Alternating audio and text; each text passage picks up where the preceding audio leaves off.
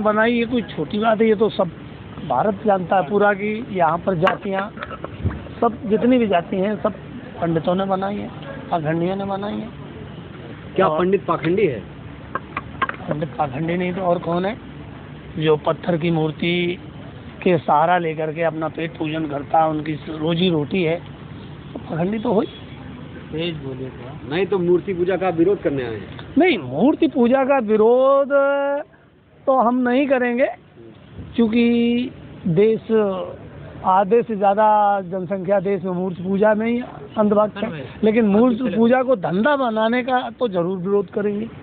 आप आस्था रखो, वो सब कुछ ठीक है, लेकिन उसे बिजनेस मत बनाओ। उस पर चंदा लेकर के धंधा करना, उस पर अपने लड़के बच्चों को पालना, पब्लिक को उल्लू बनाते हैं कि तुम भगवान को जो है घी चढ़ाओ, गुड़ चढ़ाओ, और वो अपने बच्चों का पेट काट करके मतलब दान करें, और वो दान से पाखंडी अपने बच्चों को विदेश में अच्छी शिक्षा दिलाएं। राम राज्य बनाएंगे, हाँ, हिंदू राष्ट्र बनाएंगे। भाई हिंदू राष्ट्र तो बनाएंगे, लेकिन हिंदू राष्ट्र कैसे बन जाएगा जब इस देश में हिंदुओं की जनसंख्या मात्र 5-7% है, 15% से कम है, तो हिंदू राष्ट्र कैसे बन जाएगा? जी ने कहा हमारा साथ दो, हम हिंदू राष्ट्र देंगे। अरे भाई, कहने से थोड़ी हो जाता है। इस देश में 80% शूद्र लोग रहते हैं जो शुद्ध भारतीय हैं, और ये जो है हिंदू बनाने का जो ठेकेदार है हिंदुओं के, ये मात्र देश में 14-15% से भी कम है। लेकिन हिंदू है ना, लेकिन वो तो अपने आप को कम कहाँ मानते हैं, वो तो पूरा अपने आप को 100% मानते हैं। अरे भाई, कोई आदमी अपने को कुछ भी मान ले तो क्या हो तो नहीं जाता? मानना तो पब्लिक के बीच की बात है। जब इस देश का 80% नागरिक अपने को शूद्र मान रहा है, शुद्ध भारतीय है ना, तो ये कैसे हिंदू राष्ट्र बन जाएगा? और फिर ये संविधान में, इस देश में सबसे बड़ा संविधान की एक मूडी जड़ है कि इस देश में प्रत्येक धर्म को समान अधिकार है। फिर भी संविधान पर धर्म भारी पड़ रहा है। हाँ, ये बात आज की स्थितियाँ कुछ ऐसी लग रही हैं कि संविधान पर जो है वाकई में भारी पड़ रहा है, लेकिन ये बहुत दिनों तक नहीं पड़ेगा। ये आपको हम विश्वास दिला दें कि जितनी जल्दी पेड़ उगता है ना, उससे जल्दी वो चला भी जाता है। इसलिए थोड़ी सी अभी आप देख रहे हैं बिहार में जाति का आधारित जनगणना होना शुरू हो गई, और जिस दिन इस देश में जाति आधारित जनगणना हो जाएगी, उसी दिन आपको बता दें कि इस देश से लोग जागृत हो जाएंगे। मोहन भागवत को ऐसा बयान क्यों देना पड़ गया कि जो पंडित हैं ये जाति बनाते हैं, भगवान ने जाति नहीं बनाई? ये बात क्यों कहना कब पड़ गया? देखिए, बात ये है कि उनका एक अपना तरीका है जीने का। वो आरएसएस के महानायक हैं, और उन्हें सब कुछ खलबली देश में ऐसे ही करनी होती है, लोगों का दिमाग भी भटकाना होता है। और जब उन्होंने देख लिया कि ब्राह्मण और पाखंड, मतलब पंडित, ब्राह्मण जो हमारा आज का वैज्ञानिक है, दलितों के वोट के लिए बोला है। अरे भाई, उनको कौन वोट दे देगा? हाँ। आप बताओ, ना तो ओबीसी वोट देगा, ना दलित वोट देगा। नहीं देगा, बीजेपी वोट नहीं देगा। अब नहीं, वो तो चुप। अरे भाई, ये बहकावे में एक काट की हड़िया एक बार चढ़ती है, दोबारा में वो खुद जल के नष्ट हो जाती है। संसद के अंदर मोदी जी ने कहा कांग्रेस को कि ये इनको जनता खुद सजा दे रही है, अपने पापों का कर्म भोग रहे हैं। नहीं, ये कहने से उनकी पूर्ति थोड़ी हो जाएगी। ये कहने से उनका काम नहीं चलेगा। सच्चाई विरोध क्यों कर रहे हैं आप? भाई, मोदी जी का विरोध नहीं कर रहे हैं, उस सिस्टम का विरोध है। देश का विरोध। देखिए, मोदी जी का विरोध, देश का विरोध, ये कुछ जो सरकारी मीडिया है उनके लोगों में, जो लोग उनको सुनते हैं उनके लोगों में, हम किसान लोग जो है विरोध आज से नहीं कर रहे हैं। हम लोग जिस दिन इन्होंने 5 जून को काले कानून बनाए थे, और उसी दिन से हम लोगों ने विरोध करना शुरू कर दिया, और विरोध में उन्हें माफ़ी भी मांगनी पड़ी और मुंह की भी खानी पड़ी, और हमारी जीत हुई। और अगर यूपी में नहीं रोक पाए, बाजी वाह, यूपी में क्यों नहीं रोक पाए? आकर के अगले ने माफ़ी मांग ली। हाँ। तो यूपी की पब्लिक ने एकदम, तो चुनाव सर पे था, उन्होंने हो सके माफ कर दिया होगा। 80 करोड़ लोगों को राशन खिलाया मोदी जी, राशन से जीत गए। अरे भैया, ये राशन नहीं है, ये बहेलिया जो चिड़ियों को चुनाता है ना, तो वो राशन नहीं है, ये जाल। ये 5 किलो राशन बिखेर करके अपना जाल लगा करके उस पे किसानों को और भारत के मूल निवासियों को फंसाने का। मूर्ख आप ये कह रहे हैं? देश की जनता तो मूर्ख है, इसमें क्या कहने की बात है? ये देश जो है, इस देश में जिस दिन मात्र 5% लोग भी साइंस साइड के स्टूडेंट हो जाएंगे, उस दिन इस देश से पाखंड भाग जाएगा। क्योंकि यहाँ तो जो पढ़ाई भी होती है ना, वो आर्ट साइड की और राजनीति की, ये सब कुछ पढ़ाइयाँ होती हैं, विकास के नाम पर अरे अब ठगा जाता है। ये नया भारत बन रहा है। भारत कैसे नया बन जाएगा? आप हमें बताओ, क्या नया भारत बन रहा है? भारत में क्या नया बन रहा है? एक भी जितनी केवल नामकरण जरूर ये कर रहे हैं। चाहे 370 हट गया, राम मंदिर बन गया। हाँ, राम मंदिर बन गया। और कैसे बन गया? आप बता दो, राम मंदिर कैसे बन गया? दुनिया जानती है कैसे बन गया? कैसे बन गया? किसके कार्यकाल में बना? हाँ, ये तो बीजेपी के कार्यकाल में बन गया। और जिसने बनवाने की परमिशन दी वो सांसद भी बन गया है।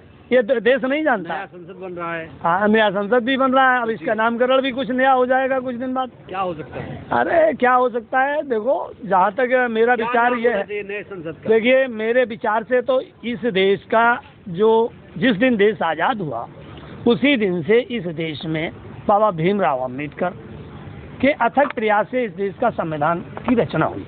और वही संविधान संसद में रखा भी हुआ है।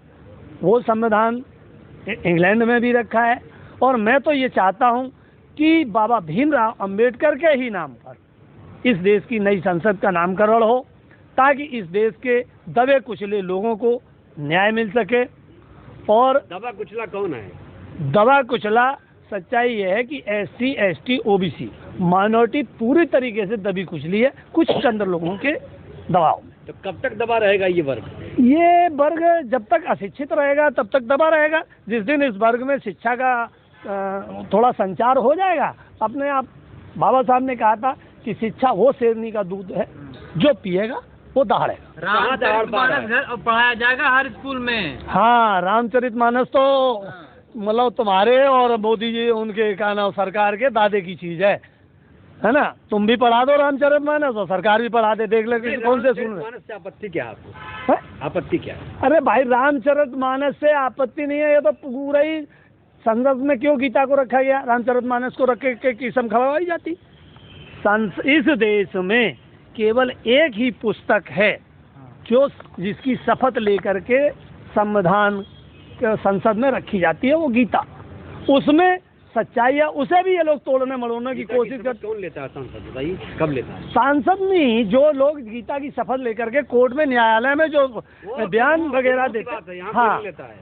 अब वो जो नहीं लेता है ना, वही पाखंड, वही, इसीलिए तो देश गर्त में जा रहा है। 1917 में इस देश की करेंसी की स्थिति ये थी कि $1 में $13 आती थी। 1947 में देश आज़ाद हुआ तो $1 में $1 आता था। और आज 75 साल बाद क्या दशा है? आप बताओ, $1 में $80 आ रहे हैं। ये कंडीशन है देश। भगवत गीता को मानते हैं ना? भगवत गीता को तो एक धार्मिक पुस्तक मानते हैं ना? हाँ, भगवत गीता इन सब पुस्तकों में सर्वोपर है। संविधान, उसमें वर्ण व्यवस्था है कि नहीं है? अभी इतना उसके बारे में मैंने अभी अध्ययन नहीं किया, है ना। लेकिन वर्ण व्यवस्था तो यहाँ पर कूट कूट के भरी हुई है भाई। जिस दिन से, चूंकि आप किसी भी धर्म में चले जाओ, इन्होंने सबसे पहले अपने धंधे के लिए धर्म बनाया, धर्म में जातियां बनाई, जातियों में भी जातियां बना दी। सही कहा, गलत क्या कहा? क्या कह दिया?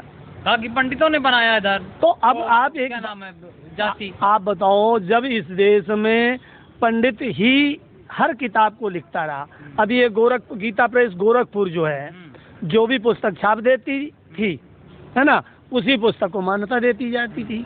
अब देखो अब क्या हो रहा, अब वो जब उनकी धर्म की दुकानें चलना बंद हो गई तो अब तिलमिलाहट पड़ी है। इस टाइम पर धर्म में जो भी है, आज संविधान की पुस्तकें नहीं बांटी जाती हैं, संविधान की पुस्तकें नहीं छापी जाती हैं। धर्म की दुकानें कहाँ बंद हो गई? बागेश्वर बाबा नया चमत्कारी बाबा आया तो पूरे स्ट्रीम मीडिया में दिखाया जा रहा है। हाँ, वो जो मीडिया है, कौन सी मीडिया में दिखाया जा रहा है? वो भी मीडिया भी आपको पता है, वैसी मीडिया है। हाँ, दिखाने वाली मीडिया और गोदी में बैठने वाले और गोदी में बैठाने वाले, वही तो है। बंद हो गया धर्म की दुकान। देखो, इस देश में जो अर्थव्यवस्था है, देश को सामाजिक आज़ादी 1947 में मिली। 90 साल जब आंदोलन चला, 18 से 57 से लेकर के 1947 तक सामाजिक आंदोलन चला।